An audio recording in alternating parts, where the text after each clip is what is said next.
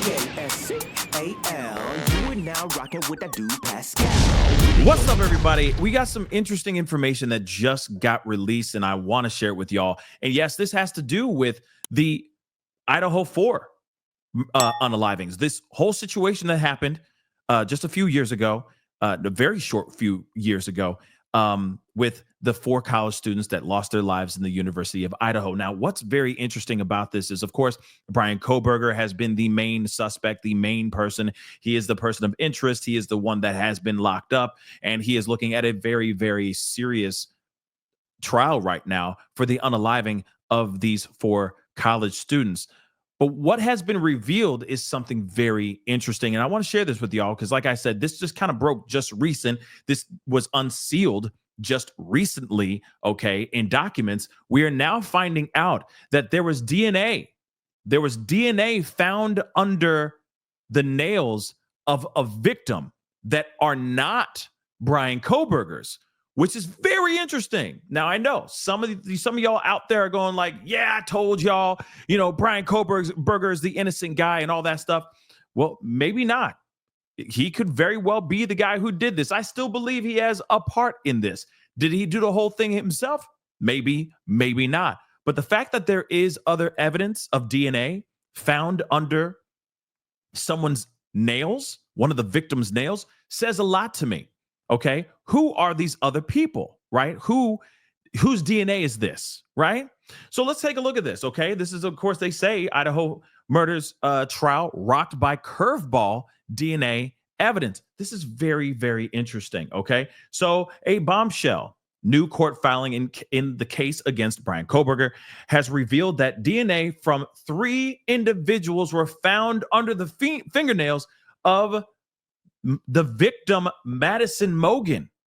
Now, again, we got to talk about this because, again, finding DNA under the fingernails could mean a million different things, right? It could mean that she was fighting for her life against 3 people, possibly.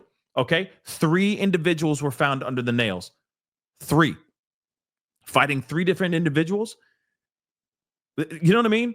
Or I don't know, or maybe she's I don't know, guys. Like I said, DNA finding DNA under the fingernails of one of the victims is huge in my personal opinion. And the fact that these 3 other individuals haven't even been identified is very strange to me. Still, I still believe they have their man. Do they have one of the men?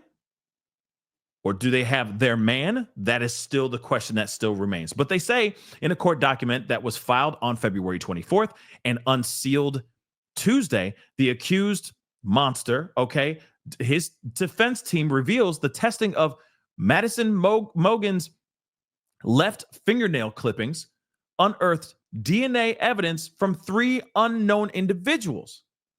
Parts of the document have been redacted, meaning the findings of the testing remain somewhat unclear.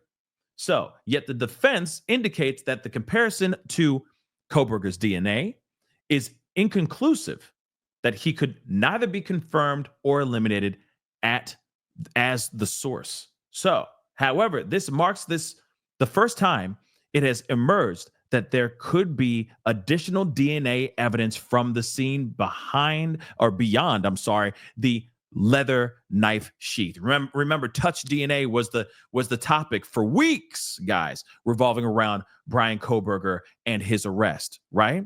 Potentially tying Kohberger to this grisly crime, this knife sheath. Let's not forget the knife sheath that literally got him in trouble in the first place, that made the cops zero in and go, that be the guy.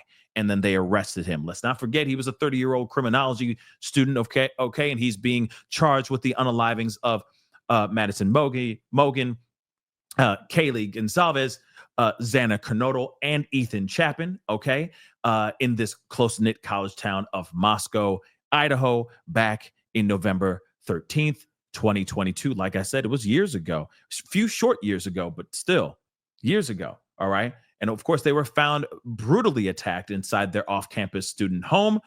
that the three women actually shared, along with two other roommates.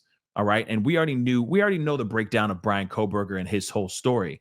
Okay, but the fact that Madison Mogen had DNA of three other unnamed individuals under her nails, what could that possibly mean? I mean, of course, maybe she was messing around with somebody else. Maybe she had maybe it was a weekend where she was hooking up with somebody, and maybe there was, I don't know. Like I said, there's so many possibilities of the DNA being found under her nails. And then also it makes you wonder, is it the act of scratching? Is it her, is it other touch DNA? I mean, there's so many other things, so many other possibilities just to think about for a second. What could it be? And then at the same time, who are these three men or these three unidentified individuals? Let's not forget, they don't say three men. They just say three unknown individuals. So who are the unknown individuals then, right? I think that's one thing that we all should figure out. And the other question is, why didn't law enforcement do their due diligence to identify those three other samples of DNA that were found under her nails? That's something big, in my personal opinion. Why aren't they doing their due diligence and looking into that? That seems a bit odd, don't you think? It seems a bit odd. But then they go, we got our man, and that's it. I just don't think so. Okay. And of course, again, if they were able to catch him off of the touch DNA of a leather case, knife case, okay, for this Kobar knife case that he had, why aren't they doing their due diligence and doing the, genealogy testings and all that stuff to find the three other individuals that were underneath Madison Mogen's nails? Okay. But during the grand jury proceedings, so you guys can see this too, during the grand jury proceedings, the court heard testimony that a three-person mixture had been found on the 21-year-old's fingernail clippings.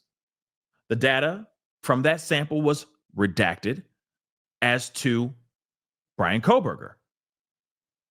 So the statistical likelihood that Koberger is one of those three individuals whose DNA, was found on the clippings is also redacted. Man, I'd like to know that information as well. The filing details that the witness testified about the meaning of the term inconclusive. His defense is arguing that this testimony used misleading language. So likelihood ratios are different from traditional statistics that courts and juries are used to seeing and hearing. The likelihood ratios, the LR, is comparison of hypothesis. It is not statement of identity or probability of identity. It simply asks the question, given the data, which hypothesis or hypotheses tested is more likely. Statistically, it was assumed that Mogen was one of the three individuals. So maybe she scratched herself, right? It could be DNA from herself. Two hypotheses were then tested that the three people included Mogen, Gonzalez, and one unknown unrelated person, or Mogen and two unrelated persons. Koberger's defense argues that at least four other unnamed individuals were also tested and that they, like Koberger, also all came back inconclusive. All of the individuals sit in the same shoes as Koberger, namely that the LR is exclusionary, but falls in the range of inconclusive, the filing states. So focusing on Koberger's DNA being inconclusive would mislead the jury at his trial, his defense argues. Expanding beyond the language of the report would prejudice Mr. Koberger in that it might allow the jury to infer that the inconclusive data would mean that he might be included. This is what the defense writes. The legal team also argues that additional testing, since carried out by the defense, has now excluded Koberger as the source of DNA. The new details about the DNA evidence was revealed in a flurry of new court documents filed by both the defense and prosecution as Koberger's high-profile DP trial looms. Again, this is very, very interesting because let's be real. If it's not him, and that in under her fingernails, and it was 3 other individuals that have not been identified yet, again, I'm wondering why there hasn't been any due diligence to make sure that his DNA isn't under there, that it isn't just Madison Mogen, and maybe it is other people. Maybe it is, her friends, that kind of thing. Anything's possible, right? Anything's possible. It could also just be touch DNA in a way. Now, I get it. It's under the fingernails.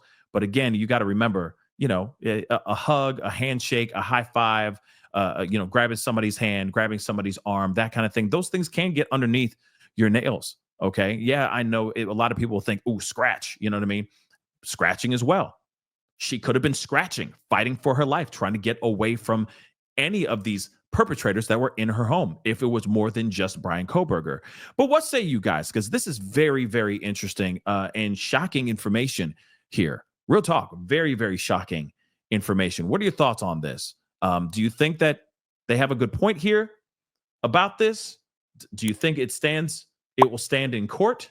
Or do you think it's absolute BS? Comment down below. Let me know what your thoughts are. Hit that like button down below. Don't forget to crush that subscribe button. And we'll be talking soon. Have a good one, guys. Be good to yourselves. Be good to one another. This is The Pascal Show. Bye. Pascal. You are now rocking with that dude Pascal. We be going wild.